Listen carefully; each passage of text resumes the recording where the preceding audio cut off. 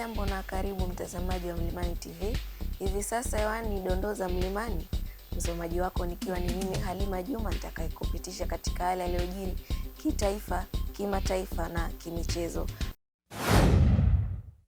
Tukianza na habari za kitaifa, serikali imetangaza mpango wa kujenga chuo cha uvuvi chenye hadhi ya kimataifa katika kampasi ya Mbegani, Bagamoyo, chini ya wakala wa elimu ya mafunzo ya uvuvi FETA.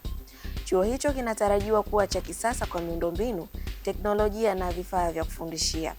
Pia serikali inapanga kununua meli mpya kwa ajili ya mafunzo ya vitendo kwa nia ama lengo la kuimarisha taaluma na kuongeza ufanisi katika sekta ya uvuvi. Tukielekea katika habari za kimataifa, chama cha mrengo wa kulia nchini Ujerumani AfD kinakabiliwa na tuhuma za kutoa ajira kwa misingi ya kujuana. Ripoti zinaeleza kuwa baadhi ya viongozi wa chama hicho wameajiri ndugu na jamaa wa wanasiasa wenzao. Kiongozi mwenza wa chama hicho, Tino Krupala, amekiri kumwajiri mke wa mbunge wa AfD, akisema ajira hiyo ilitolewa kabla ya mbunge huyo kuchaguliwa.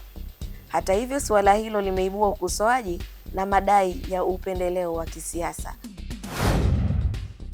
Katika upande wa michezo, shirikisho la soka barani Afrika CAF limepeleka timu ya ukaguzi nchini Tanzania kufuatilia maandalizi ya AFCON 2027.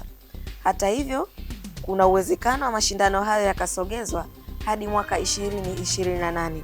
Sababu zinazotajwa ni pamoja na maandalizi ambayo bado hayajakamilika katika nchi mwenyeji Kenya, Uganda pamoja na Tanzania. Uchaguzi mkuu wa Kenya wa mwaka 2027 ambao unaweza kuathiri usalama na mipango ya mashindano. Aidha, ratiba ya mechi ya kufuzu inatajwa kuwa changamoto kutokana na kombe la dunia la mwaka 2026. Mpaka kufikia hapo ni mwisho wa dondoo za habari. Ulikuwa nami msomaji wako Halima Juma.